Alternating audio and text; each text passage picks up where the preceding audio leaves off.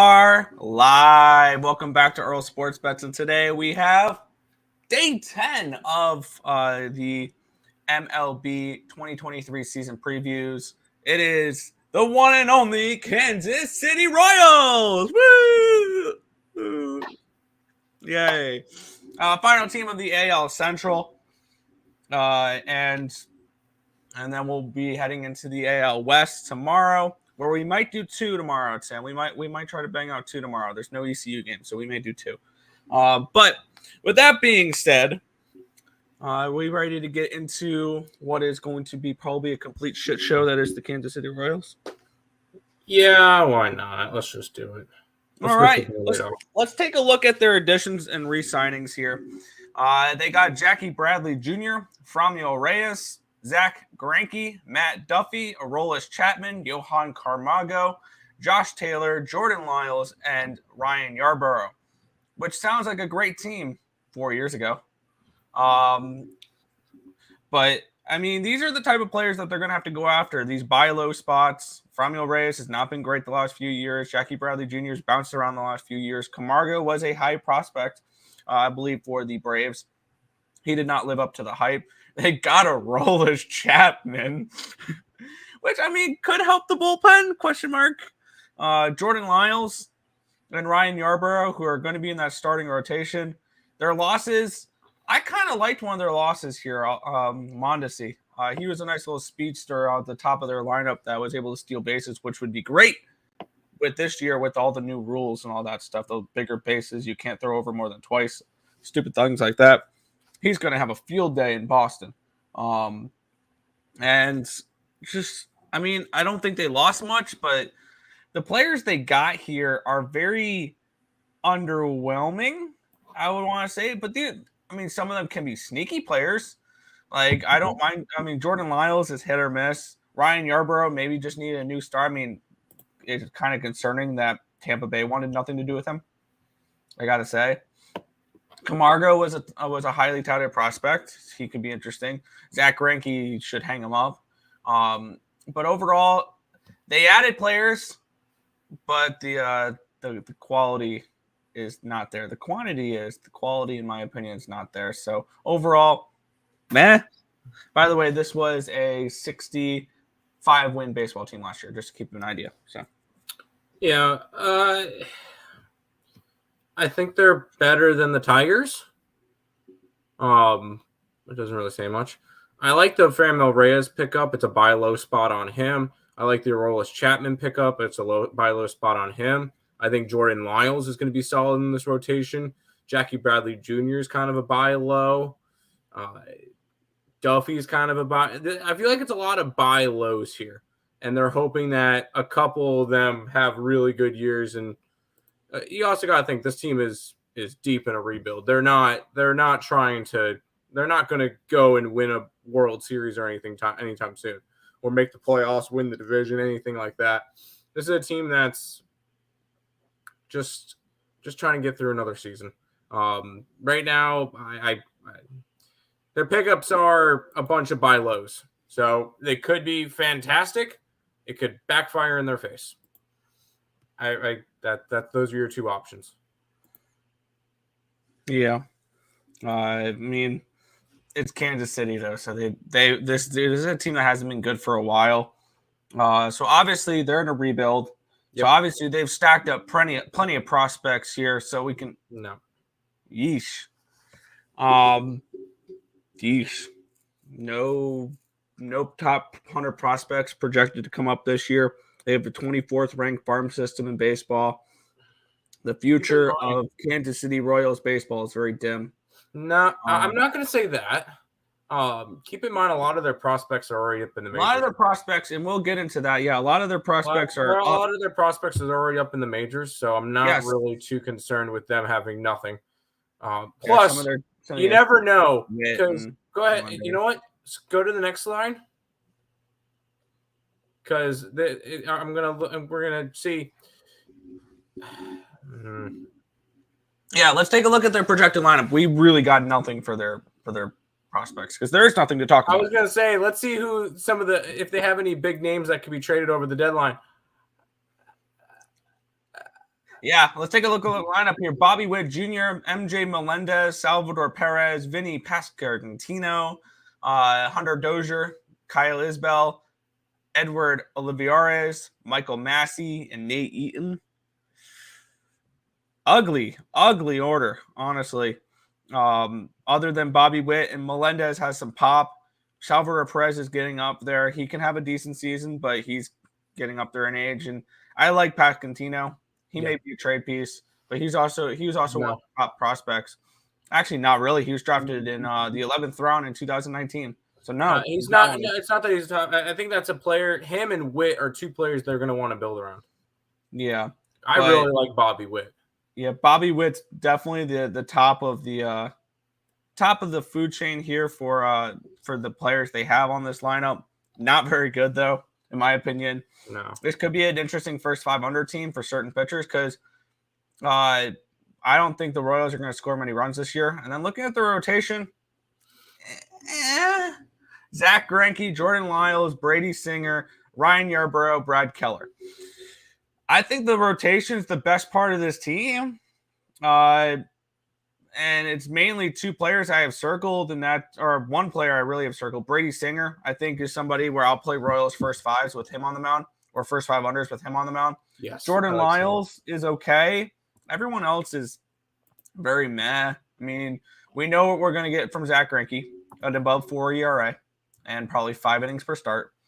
Ryan Yarbrough, Tampa Bay, I think, got rid of him for a reason. And Brad Keller. I mean, we got probably 4 of these starting pitchers are going to have ERAs in the 4s, and probably Singer will be in the 3s. Like, that's kind of what I'm expecting from this team here. And over to their bullpen, there's only one name I truly like in that bullpen, and that's their closer, Scott Barlow. Other than that, Carlos Hernandez, Josh Taylor, Josh Stamont, Amir Garrett, Taylor Clark, Aroldis Chapman, Dylan Coleman, Scott Barlow. I like Scott Barlow, and he's probably going to be a trade piece at the deadline because he's, I think, a top 20 reliever in baseball potentially. He's got that upside. And that's the only thing I like about this bullpen. This bullpen is horrible. Yeah. This is one of those bullpens where I want nothing to do with full games with them. Absolutely not. This is a team that's going to lose a lot of games because of their bullpen.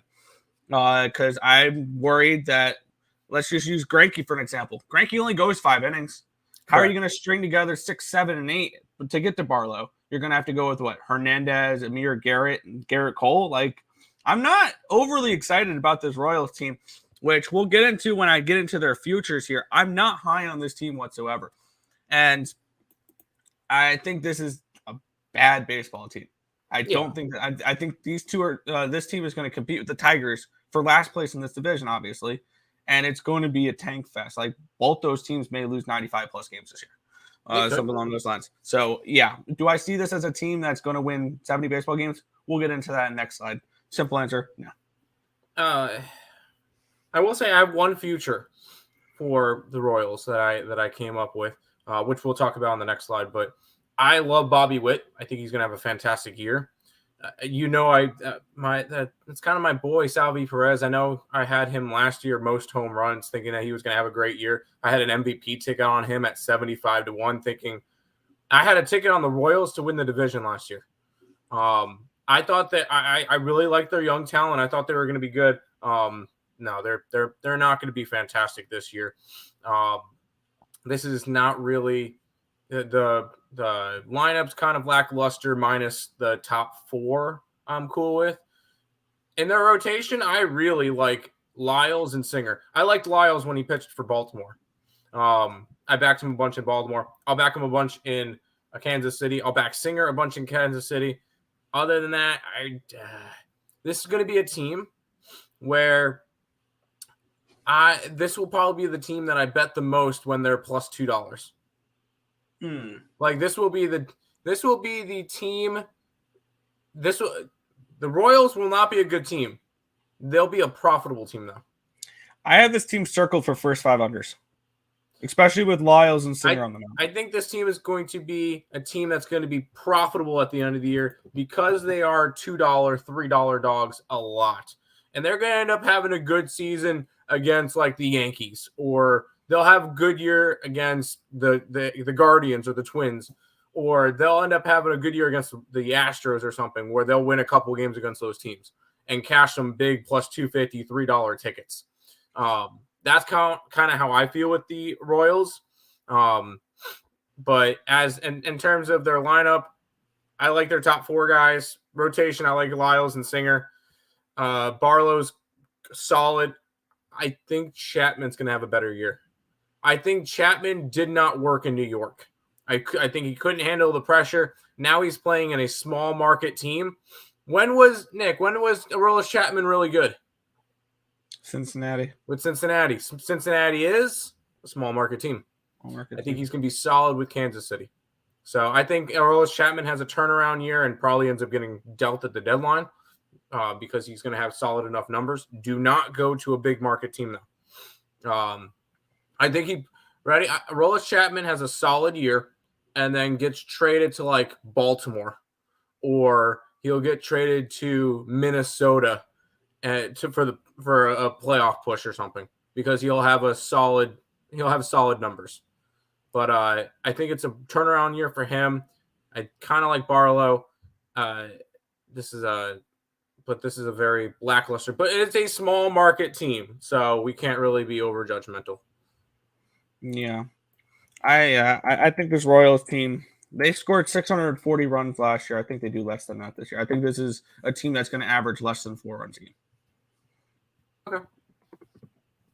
But we'll get into the futures. How are we going to make some money on this team? And I know my play for this one. But team wins 69. Nice. Is the win total for them. To make the playoffs is 10-1. To miss the playoffs is minus 2,000. I mean, if your book allows it, parlay Detroit and Kansas City to both miss the playoffs at like minus 1,000. There you go. Oh, come on, Nick, don't do that. To win the AL Central, 25-1. To win the American League, 75-1. To win the World Series, 150-1. You could forget the last 4 columns here. I'm looking at the team wins, and I'm taking them under 69 wins. I do not see this as a 70-win baseball team. Absolutely not. I think that this team is going to score 3 to 4 runs a game on average. And that's probably being nice. I think this is going to be a team that's out of 30 teams, 27th in runs scored this year. I think Oakland's probably going to be lower. Probably Pittsburgh will be slightly lower. But I think they're going to be ranking among those teams, and the Tigers as well. And this is going to be a 64-win baseball team, a 63, 64-win baseball team, probably a 100-loss baseball team maybe. Between them and Detroit, I think those are 2 95 to 100-loss baseball teams. So I'm going to be on both those unders. I'm on under 69 wins here for the Kansas City Royals. If I would lean towards a win total, I would actually kind of lean over. I think they'd get about 70, 71 in my opinion. And I'll be backing them a bunch this year because I think that they're going to be a solid moneymaker. But I have a official future for the Kansas City Royals, and it's with my boy. We're going to grab Bobby Witt to have the most stolen bases in baseball, 12-1.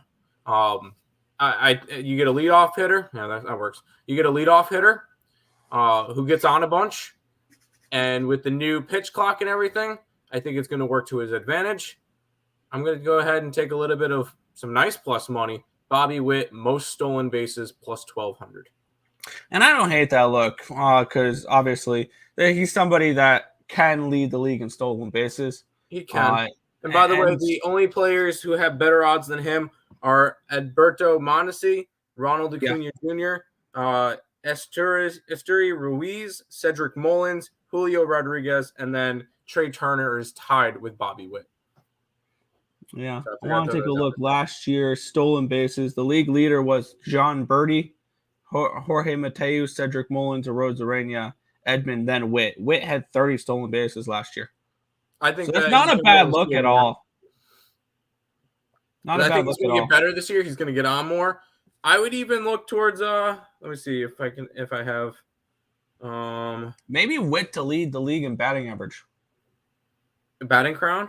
I was going to look towards let's see what I can get for plus 2,500 for him to lead the league in hits. Yeah, Bobby Witt actually did not I don't see where What Bobby Witt did I last think year. you'll have I think you'll have a top 5 on He base hit percentage. 250. He hit 254 last year. I think you'll have a top 5 on base percentage this year. Fair. Yeah. I mean, I don't hate that look because he is on the top of the lineup, and they're probably going to need to be aggressive if they want to score runs. And Yeah. I think this is probably going to be a small ball baseball team because I don't see much power in that lineup. So I could definitely see that.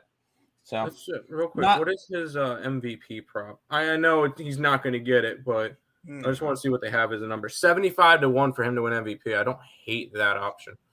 It's a long shot for sure, but I think in order for that to happen, the Kansas City Royals have to be competitive. Oh, 100%. I don't think they're going to be competitive. That's why I don't like it.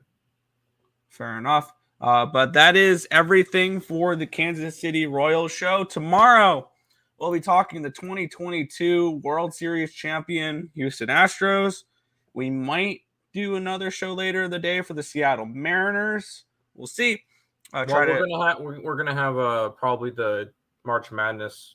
Yeah, but we're also starting to run out of time here for some team. So we're gonna have to probably pick up a couple 2-a-days later in the thing. But with that being said, that is everything for the Kansas City Royals preview show. We want to thank you guys as always for watching. Tomorrow, Houston Astros.